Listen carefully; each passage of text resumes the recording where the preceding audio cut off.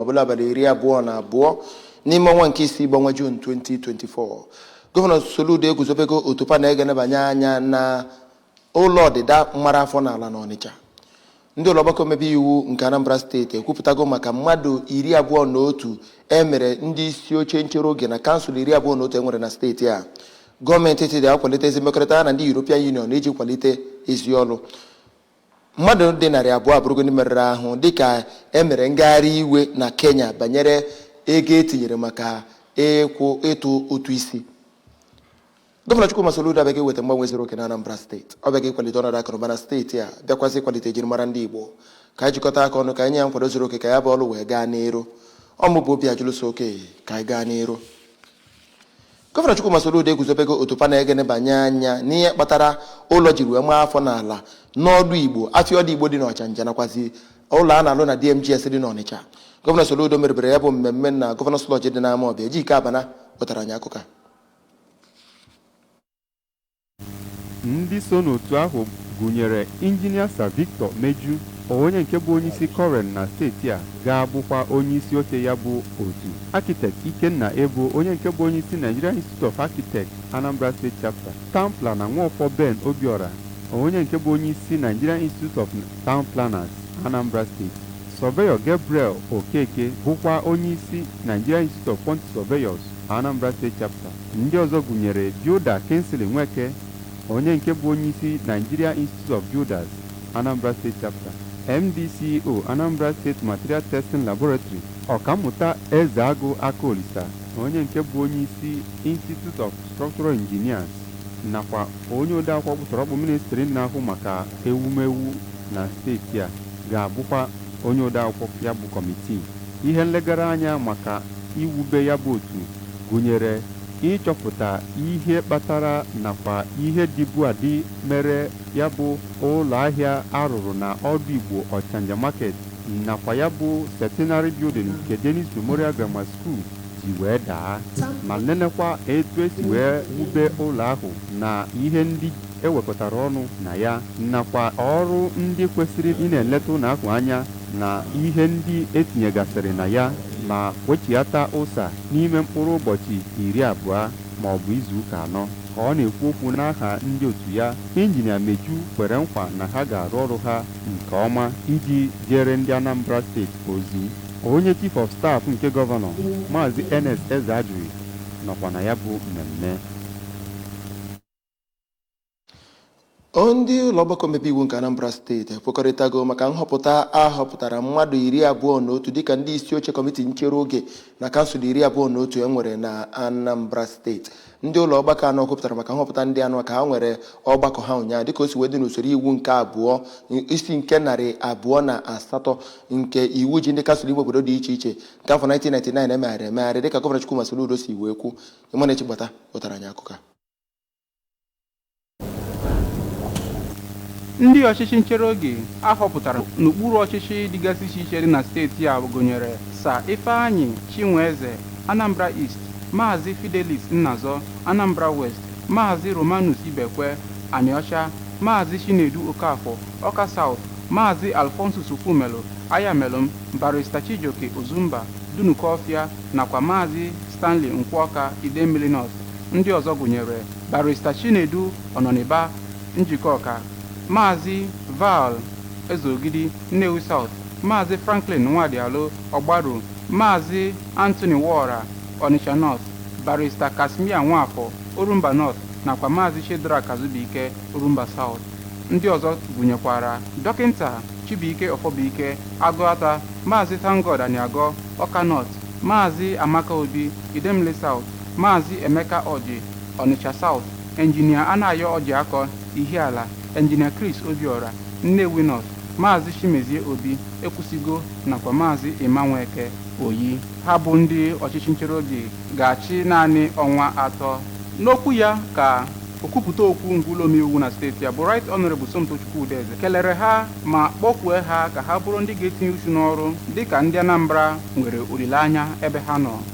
Ọ yọrọ ha ka ha na ndị kanselọ nakwa ndị eji ụgwọ ha agba izu na ya bụ n'obodo ha dịgasị iche iche lụkọ ọrụ site na etu ebumnobi aka na-achị steeti a bụ gọvanọ Soludo siri dị. Okwu ekele ya n'aha ndị ọchịchị nchere oge ka dọkịta Ọfọbụike nke Agụata mere ka amata na ha dị njikere n'ịrụ ọrụ ma kelee aka na-achị steeti a maka oyere nke o nyere ha iji rụọ ọrụ ndị Anambra ọrụ ma kwee nkwa na ha ga-arụ ọrụ ha nke ọma. Ebe ọchịchị nchere oge nke Ayamelụm bụ Maazị Alfonso Chukwumerụ kọwapụtara ọtụtụ ọrụ nke ọ ga-arụ na okpuru ọchịchị ya.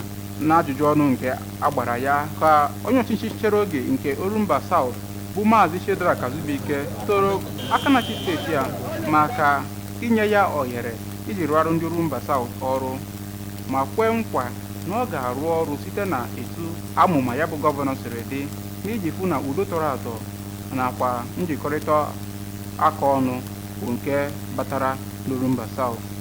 Site n'ụlọ omeiwu na steeti a, abụ m Emmanuel Chigbata maka akụkọ ụwa ABS. Deputy Gọvanọ Anambra Steeti Dr. Onyekachukwu Ibezim enwetago nzere award n'aka ndị Scout Association nke Nigeria maka ịlụlụ Chineke nna na mmadụ ọlụ. Deputy Gọvanọ anyị nwetara ya bụ nzere award site n'aka ndị otu a ka oge ha bịara kpọtụrụ ya n'ụlọ ọrụ ya dị n'Ọka. Onye nta aka anyị bụ Emmanuel Okonkwo wetara anyị akụkọ.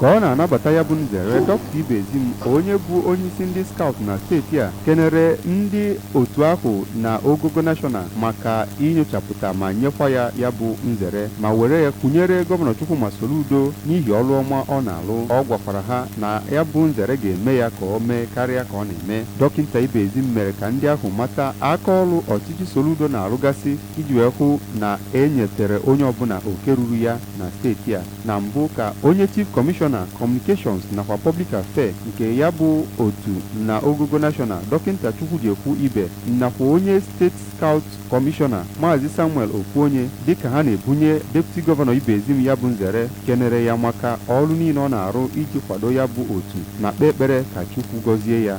N'ozi ekele ya, otu onye n'ime ndị ahụ Maazị Echieteka Eze kọwara ya bụ nzere dịka nke kwesịrị ekwesị ma kwuo na kemgbe e mere ya onye isi ndị Scout na steeti a, ya bụ otu esina n'ike na-agbago n'ike. Onye Senior Special Assistant nke gọvanọ n'ebe o metụtara oke ala Maazị Ekenechukwu Okoye nakwa onye Special Advisor nke gọvanọ na Legal Matters ụlọ ọrụ nke Deputy Gọvanọ Barrister Chukwunonso Chukwudi bụ ndị nọ na ya bụ mmemme. Archbishop Provost of the Niger, Most Reverend Alexander Ibezim ekwugo na mwakpo a na-awakpozi ngwongwo ndị ụka nwere ike ibutere mmadụ abụmọnụ na ọnwụ. Most Reverend Ibezim onye kọwara ngwongwo ndị ụka dịka ngwongwo nke Chineke nna kwupụtara nke anọ na okwuchukwu ya na St. Nicholas Church Achala na kansụl Ọka North. Onye nta aka anyị bụ Amaka Chibuzo Okoye wetara anyị akụkọ.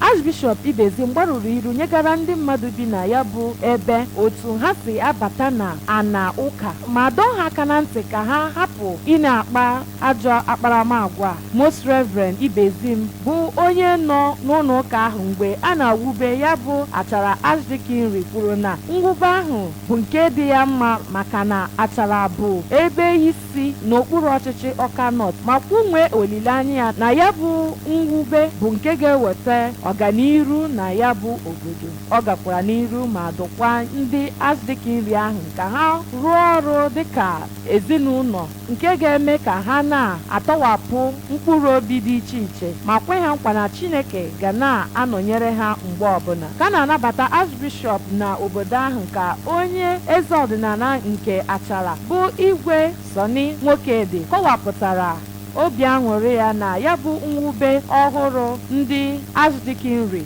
ma tokwa ya bụ Archbishop maka ịhụ na ụlọ ụka ahụ bụ nke awubere na ogogo Archdeaconry ma kwuo na o kwenyere ọfụma n'ihe gbasara ọrụ Chineke ma kwekwa nkwa ọ ga-akwụsị otu ndị mmadụ si abata na ana ndị ụka. Archdeacon nke Achara Archdeaconry bụ Venerable Gilbert Nwankwọ kwuru na mgbe ọbụla ya bụ Archbishop bịa nete ha na ọ na-agba ha ume site na okwu nke ọ na-enye ha. Ya bụ okwu agbamume ọ na-enye na-enye ha bụ nke na-eme ka ya bụ ọrụ Chineke na-aga n'iru. Ka ọ na-ekwukwa okwu na ya bụ nnabata ka onye otu Inauguration Committee bụ Odoziakụ Ngozi Christian kwupụtara na kemgbe atara Archdeaconry nsi mgbakwu Archdeaconry mpụtara na aṅụrị ya enwerozi njedobe ma kọwaa ya bụ atụmatụ dịka ihe akụkọ. Most Reverend Ibezim bụ onye gụpụtara idu n'ihe ọrụ nke ndị Archdeaconry ma dụkwa ha na ha ga na-arụ ọrụ site na ndị omebe iwu nke dayọsis ahụ bụ ọkaikpe Chris Adimora. Ekpere dị iche iche bụ nke ekpere ndị Archdeaconry nakwa ito Chineke bụ ihe bịara na njedebe na ya bụ emume misa ahụ. National President Anambra State Association of Town Union Asatọ Barrister Titus Akpaudo ekelego gọọmenti steeti maka mbọ niile ha na-agba ịhụ na udo na-achị na Anambra steeti ọkachasị n'obodo dị iche iche ọkachasị n'ezi Owere na kansụl Idemili North. Barrister Akpaudo bụ onye nyere ya bụ ukpe ekele nyekara kọmishọna na-ahụ maka kansụl ime obodo dị iche iche na echichi ndị eze na mmekọrịta obodo na ibe ya Maazị Tony Collins nwa bụ nwanne maka ịdị na-emejupụta ezi ebumnobi gọọmenti steeti ịhụ na udo na-achị n'obodo niile. Amaka Chibuzo Okoye wetara anyị akụkọ.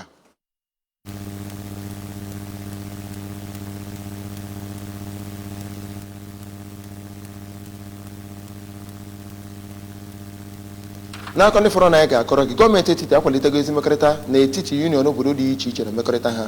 Mmadụ ruru 200 n'ọnụọgụ emerụgo arụ dịka ndị mba Kenya mere ngagharị iwe n'ihi ego etinyere ha maka ụtụ isi. Ka a gaba n'iru n'aka ụkwa ndị fọrọnụ. Gọọmenti etiti nke ala anya bụ Naịjirịa kwuo na ha kwurusiri ike ịhụ na nwere ezi mmekọrịta n'etiti ha na union obodo dị iche iche na Europe ka a gaa n'iru na-esonye wee na-akwalite ezi mmekọrịta nke ọlụ. Minista na-ahụ maka amụma ego ọlụ Atiku Bagudu kwupụtara nke a na Abuja oge ndị European Union ambassadors bịara si from Brussels bịara ya kpọtụrụ ya na European Union dị na Abuja. Onye nta aka anyị bụ Chief Princess Ekwuya-Jide wetara anyị akụkọ.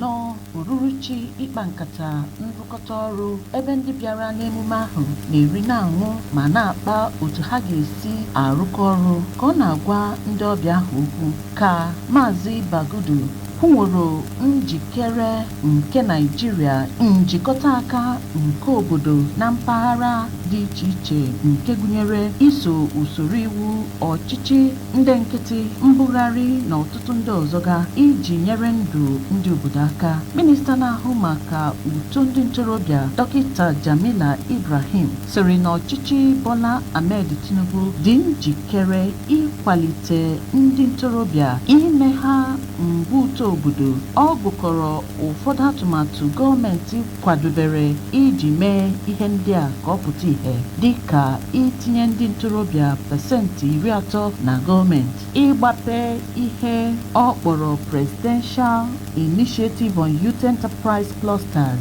nke ga-enyere ndị ntorobịa aka ịnya ụgbọ uto akụnụba nke obodo site n'inwe ụzọ n'ebe ego dị. Na mbụri onye nnọchite EU na Naịjirịa na ECOWAS Samuela Isopi sịrị na ihe mere ejiri nwee ọgbakọ ndị ahụ bụ ka e wee kwado ịrụkọta ọrụ. Ndị nnọchite 11 ahụ kwesịrị ka ha na ndị Naịjirịa nwee ọgbakọ ole na ole tupu ha alaba. Site na Abuja, Princess Ekwuya-Jide, ụwa ABS. Opekata mpe mmadụ ruru 200 n'ọnụọgụ abụrụ ndị merụrụ ahụ ma mmadụ karịrị 100 n'ọnụọgụ na nwere ụmụ ihe mgbagwoju anya na ụdị pụrụ nnukwu iche dịka e mere ngagharị iwe banyere ịtụ ụtụ isi ikikere dị na ya na usoro na-ese eme nke a. Otu ruru 5 n'ọnụọgụ tinyere Amnesty International ekwugo na opekata mpe mmadụ ruru 105 n'ọnụọgụ abụrụgo ndị akpara aka na ya bụ mme ngagharị iwe mechaziri bụrụ ọgba aghara dịka ndị uwe ojii ji akọrọngwa tia gas na mmiri agbanyere na n'ihe were na-achụtasị ndị mmadụ ma mgbe egbe ji akọrọngwa rọba alụ ọlụ. Enwetara ozi na ụfọdụ ndị na otu onye a na-amara aha ya bụ onye nwụrụnụ na Bliss Medical Center na Nairobi dịka agbara egbe bụ nke metụtara ya oge a na-eme ngagharị iwe ahụ. Ndị Flamingos nke Naịjirịa ga-ama ndị ha na ha ga-eyi wee sọmpi na FIFA Under-17 Women's World Cup ụbọchị Satọde. Ya bụ usoro ga-esi wee sọmpi ahụ ga-adị na mma nzikọrịta ozi webụsaịtị ndị FIFA.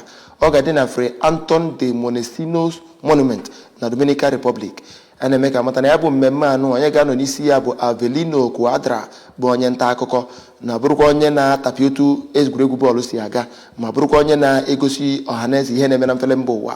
Direktọ tọnament bụ Jam Yaza ga-achịkọba otu e ga-esi wee so ya bụ mpi. Onye ga-enyere ya aka bụ Tayas Herrera nakwazi onye na-asọmpi na Mexico bụ Tatiana Flores.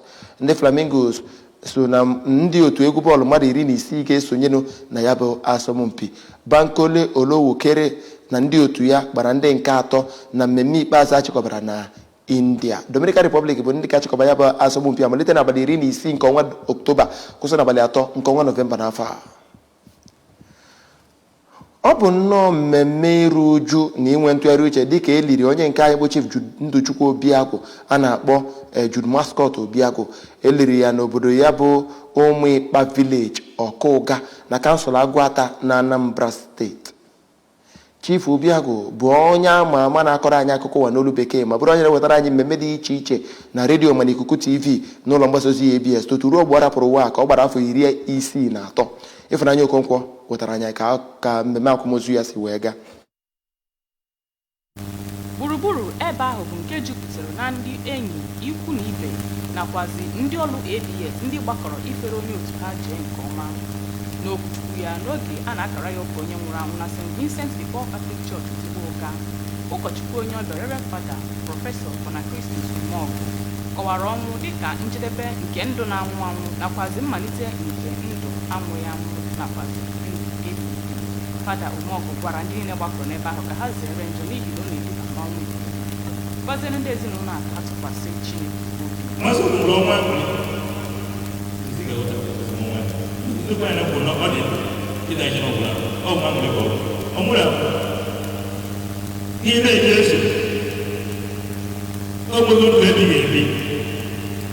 n'okwu ọ gwara ndị ABS, Jiọkpara nwoke alara mmụọ Maazị John Cross Obiagwu kọwara nna ya dị ka onye kwesịrị nṅomi eṅomi, onye kụziere ya mkpụrụ ikwu eziokwu, irube isi nakwazi ikwudo nwuru onwe ya. Ọ kụzie na ụmụnne ya ka ha jisi ike